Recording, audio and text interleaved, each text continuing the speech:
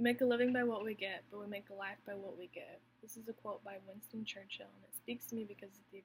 epitome of giving back to those in need when you have the means to do so. My name is Brooke Jacobs. I'm on the volleyball team here at UMKC, and for my entire life I've been a student athlete, and aside from practicing every day and playing games and whatnot, another big focus that we make on being an athlete is community service and giving back to those in need. Throughout the speech, I'll be focusing on two completely different places I spent significant time volunteering within the last couple of years. The first place I volunteered a lot at is it's a church, and they call it Morning Glory, and it's basically we serve meals to the hungry. I spent time there for breakfast, and we get there around like 5 a.m., 6 a.m. I think, and we help set out the meals, we cook some meals, we cut up fruit, set out cereal and stuff, and then once 7 o'clock rolls around, we invite all the people in and give them meals and help interact with them, and maybe we're the nicest faces they see all day or the only people they talk to all day, and we just interact and learn a couple stories that I'm not exposed to on the daily basis. And then we also provide sack lunches because this may be the only meal they have all day. Once they leave, we clean up and just make it look all spick and span so that the next day, because they do this every morning, they do it all over again, and that way it just keeps it rolling. Along with serving the hungry, I've also put time in at a place called Literacy KC,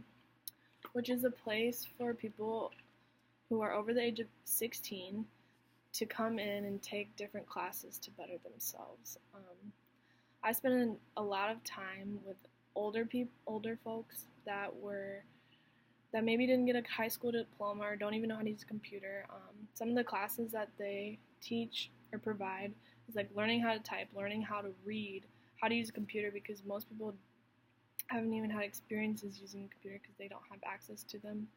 besides at the local library, or even a GED class so that people can get their high school diplomas so that they can get a better job to better themselves. I enjoy volunteering at Literacy KC because this shows that people want to make a better life for themselves if they don't have the financial means or resources, and that this place can give you the education and resources that you need for free. And then I feel good about it because I'm able to provide my knowledge and just help those that are willing to help themselves. There are people in need everywhere you go, and that when you see people making the effort to better themselves, that makes you want to provide more and more for them. And I think that's why I enjoy